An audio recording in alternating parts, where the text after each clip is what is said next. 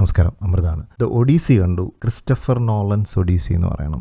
Lord of the റിങ്സിൻ്റെ അവസാന part, return of the king. പിന്നെ അങ്ങനെ ഓർത്തിരിക്കുന്ന സിനിമകളിലൊന്ന് അപ്പോകാലിപ്റ്റോ, അതുപോലെ പിന്നെ റസൽ ക്രോവിൻ്റെ ഗ്ലാഡിയേറ്റർ, പിന്നെ മെൽ ഗിബ്സൺ അഭിനയിച്ച ദ പാട്രിയോട്ട്. ഇതൊക്കെ ഒരു ആർക്കൈവ് പോലെ ഇപ്പോഴും ബ്രെയിനിലുണ്ട്. അതിൻ്റെ ആ ഓരോ സീൻസ് ആയിരുന്നാലും എനിക്കൊന്ന് ആ സിനിമകളൊക്കെ കണ്ടതിന് ശേഷമാണ് ഇങ്ങനെയുള്ള ഒരു ഹോളിവുഡ് മൂവീസിനോടൊരു അഭിനിവേശം തന്നെ തോന്നി തുടങ്ങിയത്. എന്നാൽ ആ ഒരു ലിസ്റ്റിലേക്ക് ഒരു പുതിയ സിനിമ കൂടി, ആ ഒരു ലിസ്റ്റിലേക്ക് എന്നല്ല, ഇപ്പം നോളൻ്റെ ഏതൊരു സിനിമ എടുത്തു നോക്കിയാലും അതൊരു ഡിഫറെൻ്റ് ആയിട്ടുള്ളൊരു അപ്രോച്ചാണ്.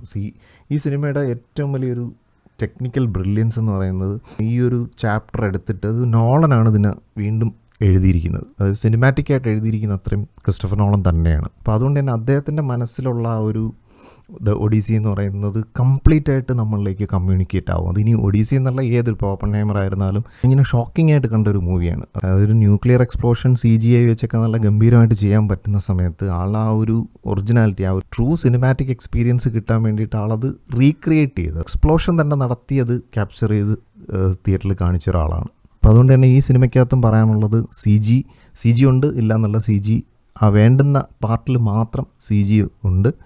പിന്നെ കടലിൽ വെച്ചിട്ടുള്ള കുറേ ഷോട്ട്സ് ഉണ്ട്, അവിടെയൊക്കെ VFXും സംഭവമൊക്കെ വന്നിട്ടുണ്ടാവും. എങ്കിലും ആ ഒരു സീനിൽ പോലും ആ ഒരു അറ്റൻഷൻ ടു ഡീറ്റെയിൽ കൊടുക്കാൻ വേണ്ടിയിട്ട് ആൾ കുറച്ചെങ്കിലും കടലിൽ വെച്ച് എന്തെങ്കിലും ഷോട്ട്സ് ചിത്രീകരിച്ചിട്ടുണ്ടാവുമെന്നാണ് എനിക്ക് കണ്ടപ്പോൾ തോന്നിയത്. അപ്പോൾ ഈ ഒരു ടെക്നോളജിയുടെ സപ്പോർട്ട് ആവശ്യമുള്ളിടത്ത് ഉപയോഗിച്ചുകൊണ്ട് അല്ലാതെ കംപ്ലീറ്റ് ആയിട്ടൊരു വേൾഡ് ബിൽഡിങ് തന്നെ നടത്തുക എന്ന് പറഞ്ഞു കഴിഞ്ഞാൽ അപ്പോൾ അതിന് തക്ക സ്ഥലങ്ങൾ പോയി കണ്ടുപിടിച്ചൊക്കെയാണ് ചെയ്തിരിക്കുന്നതെന്ന് തോന്നുന്നു.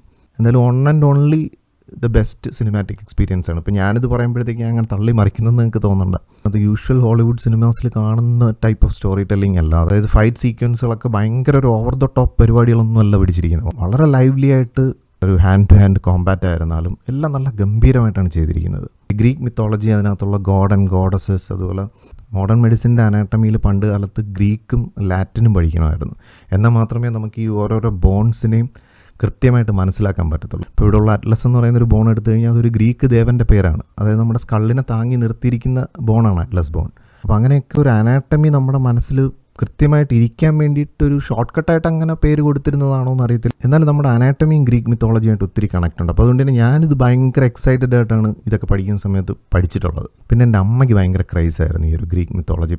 അപ്പോൾ അമ്മ കുട്ടിക്കാലത്ത് പറഞ്ഞ ചില ദേവസങ്കല്പങ്ങളെയൊക്കെ റിയാലിറ്റിയിൽ കാണുന്ന ഒരു എക്സ്പീരിയൻസ് ഈ ഒരു സിനിമ നന്നായിരുന്നു. എന്ന് വെച്ചാൽ ദൈവങ്ങൾ ഇറങ്ങി വരുന്ന പരിപാടിയല്ല, പക്ഷേ എങ്കിലും നമ്മൾ ആ ഒരു കാലഘട്ടത്തിലേക്ക് നോളൻ ശരിക്കും ഈ സിനിമയിലൂടെ കൊണ്ടുപോകും. അതിന് മെയിൻ ഒരു റീസൺ എന്ന് പറയുന്നത് ഇതിനകത്തുള്ള ബാക്ക്ഗ്രൗണ്ട് സ്കോറാണ്. ഇതിനകത്ത് ബാക്ക്ഗ്രൗണ്ട് സ്കോർ ചെയ്തിരിക്കുന്നത് ലൂദ്വിഗ് ഗൊറാൻസൺ. ഒരു പഴയ കാലത്തുള്ള ഇൻസ്ട്രുമെൻറ്റ്സ് പലതും റിസർച്ച് ചെയ്ത് അത് വീണ്ടും റീക്രിയേറ്റ് ചെയ്തിട്ട് അത് വെച്ചാണ് മ്യൂസിക് പ്രൊഡക്ഷൻ ചെയ്തിരിക്കുന്നത്. അപ്പോൾ അതുകൊണ്ട് തന്നെ ബാക്ക്ഗ്രൗണ്ട് സ്കോറൊക്കെ വളരെ ഒരു സബ്റ്റിലായിട്ടാണ് ആ ഒരു സ്കോറിങ് വരുന്നത്. എന്ന് വെച്ചാൽ സീൻ എലിവേറ്റ് ചെയ്യേണ്ട സമയത്തൊക്കെ ഒരു നന്നായിട്ട് ബാക്ക്ഗ്രൗണ്ട് സ്കോറിലൂടെ സീനിന് എലിവേഷൻ കൊടുത്തിട്ടുണ്ട്. ഈ സിനിമയുടെ അവസാന പാർട്ട്, അപ്പോൾ ആ ഒരു സമയത്തുള്ളൊരു സ്കോറും പരിപാടിയും എല്ലാം കൂടെ ഒരു ഭയങ്കര ഒരു സീൻ എലിവേഷൻ ഉണ്ടാകും. ലിറ്ററലി ഇങ്ങനെ ഗ്രോമൊക്കെ എഴുന്നേറ്റ് നിൽക്കുന്നത് ഞാൻ ശരിക്കും പല സിനിമകളിലും അത് എക്സ്പീരിയൻസ് ചെയ്തിട്ടുണ്ടെങ്കിൽ ഇത് കൂടെ ഇരുന്ന് എല്ലാവരും അത് എക്സ്പീരിയൻസ് ചെയ്യുന്ന ഒരു അവസ്ഥ ഭയങ്കരമായിരുന്നു. അപ്പോൾ അതിൻ്റേതായിട്ടുള്ള മുറവിളികളും കയ്യടികളും ഒക്കെ തിയേറ്ററിലുണ്ടായിരുന്നു. ഇത് ഞാൻ എടുത്തു പറയാൻ കാര്യം അത് ഭയങ്കര ഓവർ ദ ടോപ്പായിട്ടുള്ള രീതിയിലല്ല ആ ഒരു സിറ്റുവേഷൻ ചിത്രീകരിച്ചിരിക്കുന്നത്. വളരെ ലൈവ്ലി ആയിട്ടാണ് അത് ചിത്രീകരിച്ചിരിക്കുന്നത്. സിനിമയുടെ തുടക്കത്തിൽ നിന്ന് തന്നെ നമുക്ക് ആ ഇങ്ങനൊരു മൊമെൻറ്റ് വരുമെന്ന് നമുക്കറിയാം. അപ്പോൾ ആ ഒരു പ്രീഡിറ്റർമൈൻഡായിട്ട് നമ്മളിൽ ഇട്ട് തന്ന ആ ഒരു തോട്ടിന് അവസാനം കൊണ്ടുവന്ന് അങ്ങോട്ട് ഓപ്പൺ ചെയ്യുമ്പോൾ ഉണ്ടാകുന്നുള്ളൊരു ഫീലിംഗ്, അതൊരു നോളൻ മാജിക്കാണ്. ഇനി സിനിമയെക്കുറിച്ച് പറഞ്ഞു കഴിഞ്ഞാൽ ഒരുപാട് സ്പോയിലർ ഞാൻ പറഞ്ഞു പോകും. കാസ്റ്റ് ചെയ്തിരിക്കുന്ന എല്ലാവരും ഗംഭീരമായിട്ട് ചെയ്തിട്ടുണ്ടെങ്കിൽ എങ്കിലും എടുത്തു പറയേണ്ടത് മാറ്റ് ഡാമനും അതുപോലെ നമ്മുടെ സ്പൈഡർമാനിൽ വന്ന ഇതിൻ്റെ പേരെന്താണ്, ടോം ഹോളണ്ട്. ഈ രണ്ട് ക്യാരക്ടേഴ്സ് അച്ഛനും മകനുമാണ്. അപ്പോൾ ഇവരുടെ ഒരു ഇമോഷണൽ കെമിസ്ട്രി ഗംഭീരമാണ്. അതുപോലെ ലേഡി ക്യാരക്ടർ, അതായത് ഇതിനകത്തുള്ള ക്യൂനായിട്ട് വന്ന പിന്നല്ലോ ആനി ജാക്വലിൻ, അവരും ഗംഭീരമായിട്ട് ചെയ്തിട്ടുണ്ട്. സോ ഇതൊരു റെയറസ്റ്റ് ജെം മൂവിയാണ്. ഫസ്റ്റായിട്ട് IMAX-ൽ കാണണമെന്ന് പറയത്തില്ല, ഞാനിത് IMAX-ലല്ല കണ്ടത്. ഞാൻ ആറ്റിങ്ങൽ ഡ്രീംസ് തിയേറ്ററിലാണ് കണ്ടത്. കുറേ ക്രോപ്ഡ് ആണ്, നമുക്ക് കാണുമ്പോൾ അറിയാം. IMAX-ൻ്റെ ആ ഒരു ഫോർമാറ്റിൽ എടുത്തിട്ടല്ല തിയേറ്ററിൽ കാണിക്കുന്നത്. അവർ ക്രോപ്പ് ചെയ്തിട്ട് ആ സ്ക്രീനിന് എന്ത് വേണം എന്നുള്ള രീതിയിൽ ക്രോപ്പ് ചെയ്ത് തന്നെയാണ് കാണിക്കുന്നത്. അപ്പോൾ അതുകൊണ്ട് തന്നെ നമുക്ക് ആ ഒരു സിനിമാസ്കോപ്പിക് നിറവ് സിനിമയിൽ കിട്ടുന്നുണ്ട്. എനിക്ക് തോന്നുന്നു ഇങ്ങനെയുള്ള തിയേറ്റേഴ്സിൽ അങ്ങനെ കാണിക്കുന്നതാണ് നമുക്ക് കുറച്ചും കൂടെ രസം. അതേസമയം ഒരു IMAX ഫോർമാറ്റിൽ കാണിച്ചു കഴിഞ്ഞാൽ ഇതിൻ്റെ രണ്ട് സൈഡ് ക്രോപ്പ് ആകുമ്പോഴത്തേക്കും നമുക്ക് ഒരു സ്ക്രീനിൽ ചെറിയ എന്തൊക്കെ കാണുന്ന പോലുള്ളൊരു മിനിയേച്ചർ എക്സ്പീരിയൻസ് വരും. അപ്പോൾ അതൊരു പോരായ്മയായിട്ട് ഇങ്ങനെയുള്ള സ്ക്രീൻസിൽ നമുക്ക് തോന്നും. അതെനിക്ക് തോന്നുന്നു നോളൻ അങ്ങനെയാണ് അത് ക്യാപ്ചർ ചെയ്തിരിക്കുന്നത്.